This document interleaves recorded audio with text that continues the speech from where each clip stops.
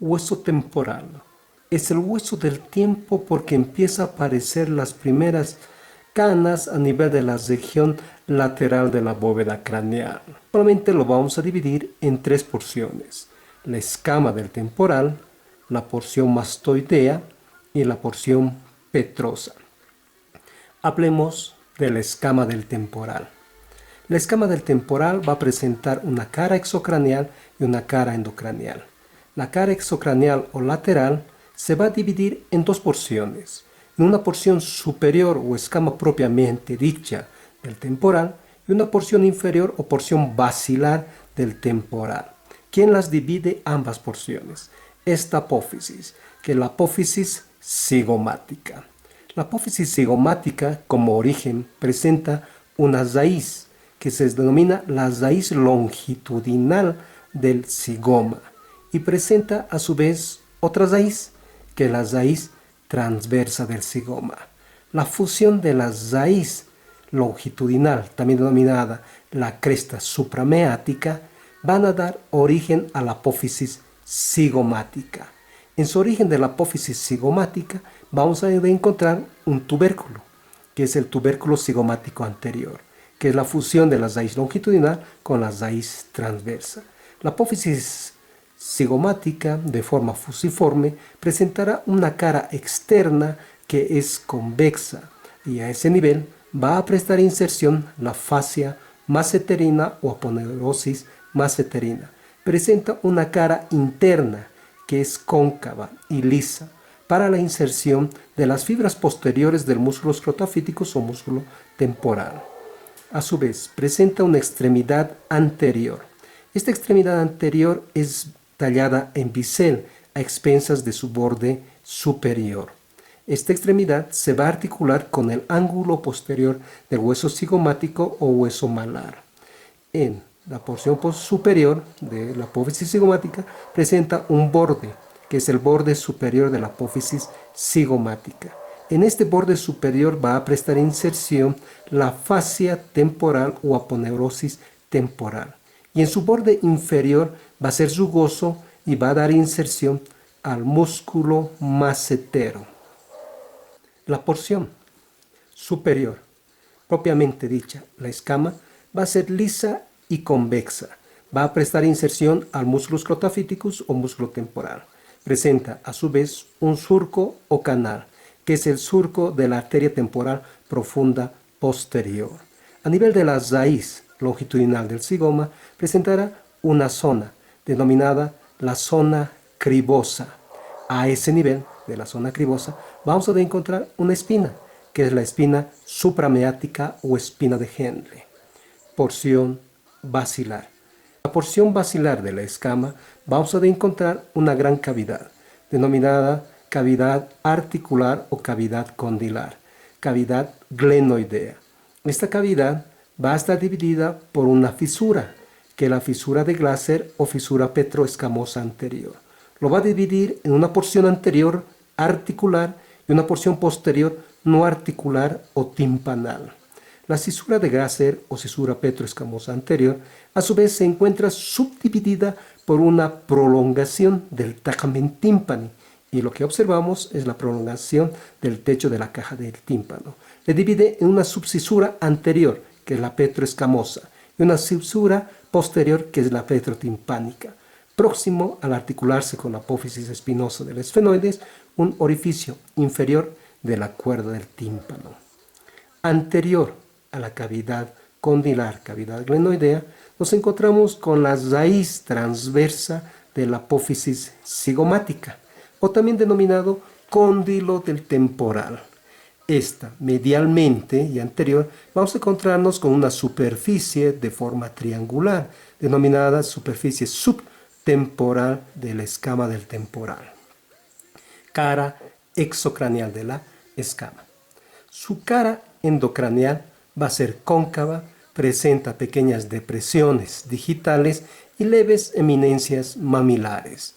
A su vez, vamos a encontrar surcos de la arteria meningia media en sus ramos. La escama presenta a su vez un borde, que es el borde circunferencial. Dicho borde circunferencial en un cuarto anterior va a ser tallado a bisel a expensas de su cara externa y los 3/4 posteriores son tallados a bisel a expensas de su tabla interna y va a ser formación de un bisel para articularse con el borde inferior o escamoso del hueso parietal y su 1/4 anterior para articularse con el ala mayor del esfenoides, escama de porción escamosa endocraneal. Porción mastoidea. Esta porción mastoidea es dividida directamente por una fisura, que es la fisura petroescamosa posterior. La porción mastoidea vamos a encontrar en toda su cara externa un agujero, que es el agujero emisario. Este agujero mastoideo va a atravesar una vena emisaria. ¿Qué significa eso? Que va a comunicar la sangre extracraneal con la sangre intracraneal. Totalmente rugoso en toda su superficie para las inserciones musculares. En su tercio anterior, una proyección que le vamos a encontrar formando la famosa apófisis, que será la apófisis mastoides. Esta apófisis mastoides tiene la formación piramidal de base superior y vértice truncado inferior. En su cara externa se va a dar inserción al músculo occipital, al músculo esternocleidomastoideo y al músculo. En la cara interna de la apófisis mastoides vamos a encontrarnos una ranura, denominada la ranura digástrica. A nivel de esta ranura digástrica va a prestar inserción el vientre posterior del músculo digástrico. Medial a ella una eminencia, denominada la eminencia yuxtamastoidea. Medial a ella un canal, el canal vascular o canal de la arteria occipital. Cara exocraneal de la porción mastoidea. Cara endocraneal.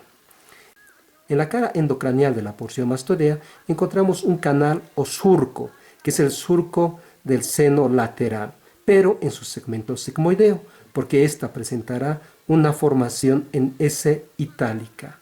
En la parte media encontraremos al agujero mastoideo, esto donde atravesaba una vena emisaria, comunicando la sangre endocraneal con la sangre exocraneal. El borde circunferencial de la porción mastoidea se va a articular con el occipital y con el ángulo postero inferior del hueso parietal. Entre el borde circunferencial de la escama del temporal y el borde circunferencial de la porción mastoidea vamos a encontrarnos con una ranura, porción petrosa. El peñasco presenta la forma de una pirámide cuadrangular de base posterolateral y vértice anteromedial. Como dijimos, pirámide cuadrangular presentará 4 caras.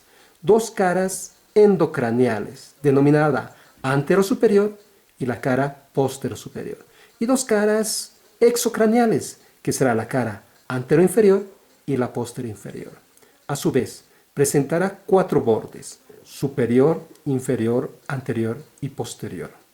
A su vez, mencionemos la cara anterosuperior del peñasco. Esta cara va a presentar una eminencia, denominada la eminencia arqueada o eminencia arcuata. Esta eminencia está determinada por el conducto semicircular superior. Anterior a ella voy a encontrarme un gran espacio, denominado el techo de la caja del tímpano o tegmen tympani. A ese nivel voy a encontrarme 2 orificios, que son el hiato de falopio principal y los hiatos de falopio accesorio. Anterior a ella, una fosita, que es la fosita del ganglio de Gasser, o fosita trigeminal, o fosita digital. Posterior a ella, un tubérculo, que es el tubérculo retrogasseriano. Cara postero superior. En la cara postero superior evidenciamos al conducto auditivo interno, que es el CAI. Por este conducto auditivo interno va a atravesar el nervio facial juntamente con su ramo sensitivo, que es el intermediario de Weisberg, el nervio vestíbulo coclear y una arteria, que es la arteria laberíntica o arteria timpánica. Superior a ella voy a encontrarme con un tubérculo, que es el tubérculo suprameático. Próximo a su borde superior de la cara postero superior, voy a encontrarme con la fosita subarcuata. A nivel de esta fosita subarcuata vamos a encontrar al acueducto del caracol. Inferior a ella, en una forma semilunar, la fosita ungueal. En el fondo de la fosita ungueal voy a encontrarme con el acueducto del vestíbulo. Caras exocraneales. La cara exocraneal formada por la anteroinferior y la posteroinferior. La cara anteroinferior estará formada por un hueso, que es el hueso timpánico o hueso timpanal. Este hueso timpánico va a formar proyecciones en relación a la apófisis estiloides, formando la apófisis vaginal. Y otra pequeña proyección en relación al conducto faringotimpánico, que es la apófisis tubárica. A su vez, voy a encontrarme con el canal tubárico. Este canal tubárico va a continuar con el orificio de la trompa faringotimpánica o trompa de Eustaquio, superior a ella con otro orificio óseo, que es el conducto óseo del músculo del martillo o músculo tensor de la membrana timpánica, nada más en la cara antero inferior. En la cara postero inferior voy a evidenciar con un agujero, que es el agujero estilomastoideo. Por este agujero estilomastoideo va a atravesar el nervio facial. Anterior a ella, una apófisis, que es la apófisis estiloides. Se denomina estiloides porque parece a un agujón. En esta apófisis estiloides se va a insertar dos ligamentos, el ligamento estiloioideo y el ligamento estilomaxilar, y tres músculos, que es el músculo estiloioideo, estilogloso y el estilofaringio, formando el ramillete estiloideo, también denominado ramillete de Ziolano. Anterior y medial a la apófisis estiloides voy a encontrarme con una fosa, denominada la fosa yugular, donde vamos a encontrar la formación del origen de la vena yugular interna, formando el golfo de la vena yugular. Posterior a ella, una carilla articular, denominada la carilla yugular. Esta carilla yugular para la articulación con la apófisis, con la carilla yugular de la apófisis yugular o apófisis externa del occipital. En la fosa yugular podemos evidenciar a un conducto, que es el conducto del ostium introitus. Anterior a esta fosa yugular, el orificio inferior del conducto carotidio. Por este nivel va a atravesar la arteria carótida interna y su plexo perisimpático. Entre el orificio inferior de la arteria carótida interna y la fosa yugular, una cresta. A nivel de esta cresta, un ostio.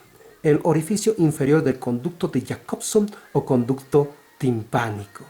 Una gran superficie rugosa en toda su extensión de la cara posterior inferior, que es de inserción al músculo elevador del velo del paladar o músculo peristafilino interno. Bordes. El borde superior del peñasco encontraremos a un canal, denominado el canal del seno petroso superior o surco del seno petroso superior. Su borde anterior va a formar una fisura, la fisura petroescamosa superior. Su borde posterior, vamos a encontrarnos con una escotadura, que es la escotadura yugular, una espina, la espina yugular, una fosita, que es la fosa petrosa o fosa del ganglio de Andersch. El borde inferior va a ser formado por el borde inferior de la apófisis vaginal y el borde inferior de la apófisis tubárica. La base estará formado por el orificio del conducto auditivo externo, CAE, y su vértice va a ser truncado y vamos a encontrar el orificio anterior del conducto carotidio.